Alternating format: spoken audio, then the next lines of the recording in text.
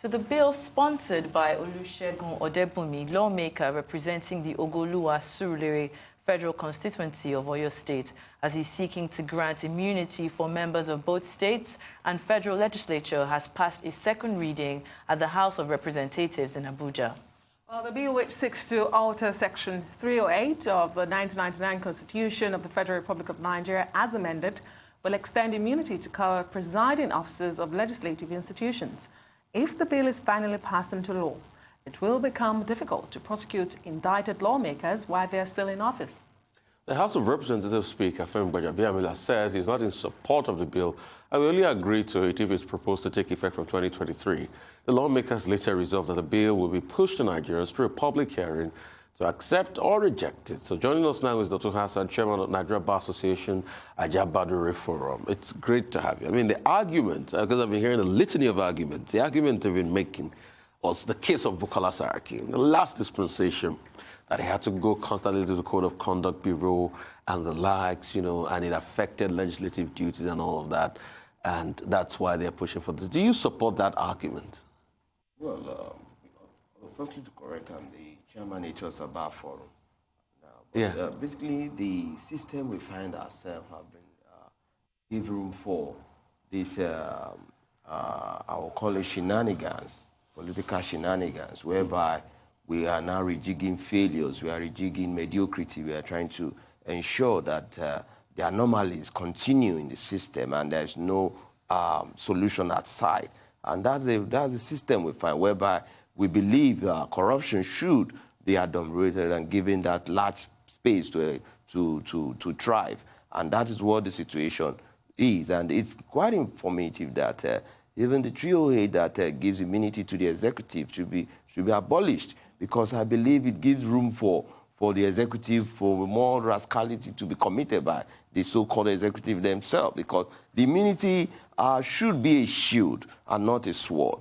But in the system we find ourselves, our politicians see the immunity as a conduit for them to thrive in their corruption exploration, and that is a grave danger to our democracy. And the call for that bill, thank God the Speaker, House of Reps, Mr. Femi Gbajabiamila, have represented his own position. But politicians are not always, you cannot predict them. It might be the other way. If a politician says yes, you just have to think twice to admit that statement to be a no at the end of the day, because they might be other discrete opinion. But for me as a lawyer, I still believe our laws are wired in a system of in line with our psyche that power corrupt and absolute power must corrupt absolutely. But why, I mean, the Speaker, Femi Gbajabiamila, also talked about malicious prosecution and says this can be very destabilizing for the legislature. And you've talked about Section 308 of the Constitution, which statutorily exempts the executive, that's the president, vice president, governors, deputy governors. And some people will even argue that the judiciary, to some extent, the CJN, has a toga that covers and protects him, because you have to go back to the NJC or a recourse to the National Assembly before you can remove a CJN from office. But in the case of the presiding officers of the legislature, that is not the case.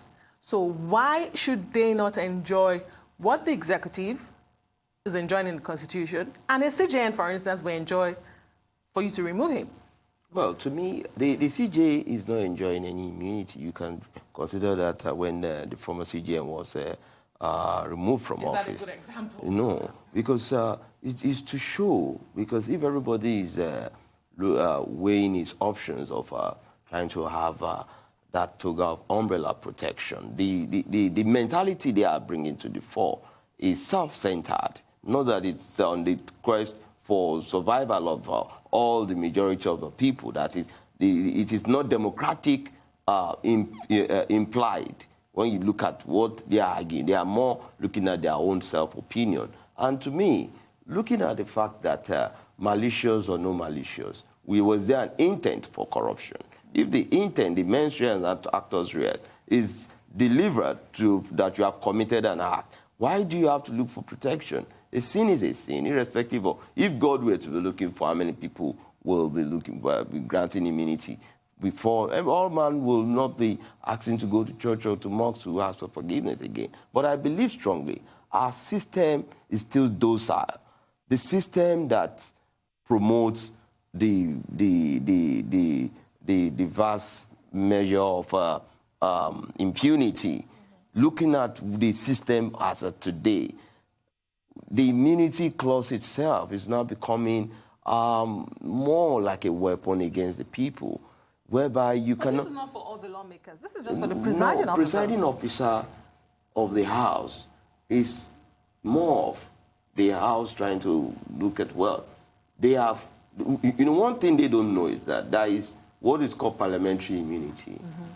Within the House, nobody can come and arrest you. Nobody can commit anything. And that is within that. That's what is called parliamentary immunity. And every member is entitled to that. But when it now comes to where the argument is going now, to looking for, I expect what they should be looking forward to is the abolition of the 308 for the executive, not they joining. Tomorrow, the judiciary will want to look at that same corner. And if they say it's for the chief judge, you know, our politicians are easy to buy themselves over. So what's the difference between the speaker and I? Let us remove the speaker and let me too. It might even be a means for them to, for quest for necessary war or attrition. But for a system to grow, we need a constitution that binds the governed and the government, that makes everybody equal before the law. If the people that at least every day, looking at the system we find itself today, it's an imbalanced, unequal system that gives they have some way of life and they have not another way of life.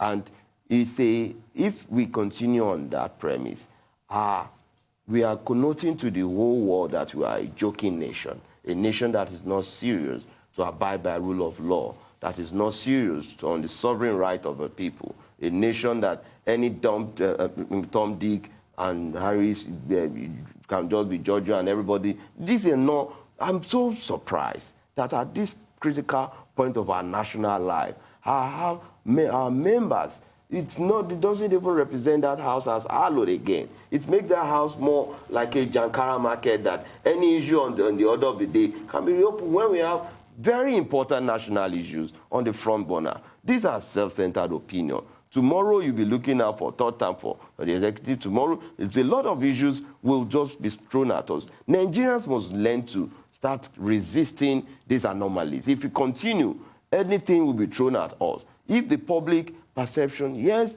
I'm sure they themselves must have received a lot of banters as a day, that they are not qualified. Irrespective of, yes, Saraki committed some acts.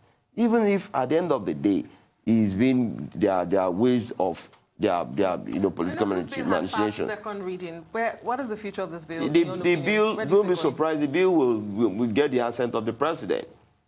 It might be political. I just want to ask, don't you think at this point, instead of pushing for this bill, maybe what people should be looking at is looking at that false prosecution, frivolous prosecution, the fact that if it's frivolous in any way, a bill should be put forward that a fine should be paid as opposed to that immunity, making it a level playing field for everyone. Well, let me tell you, justice system has a rule.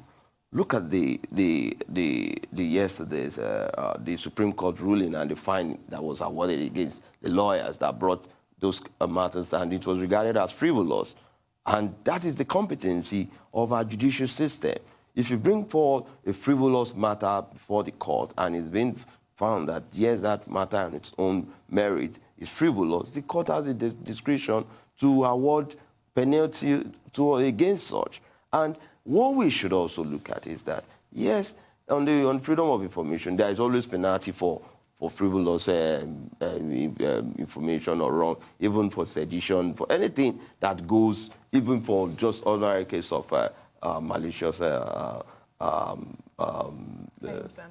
Yeah, so if you look at the way things are, there's always a punitive consequence for every act. But the way we are going about, we are talking about criminal cases here, and we should call on the National Assembly that they should go a step further to regularize the immunity clause on the executive. It should be limited to some Thank you so much, Barrister Dotun, for coming on the show this morning. And that brings us to the end of the show today. I'm Adeso Amoran. Many thanks for watching. I'm Rafai Hussaini. And I'm Sheito Atigari. Thank you for watching. You can also follow us on all our social media handles showing now on the screen with live streaming on arise.tv.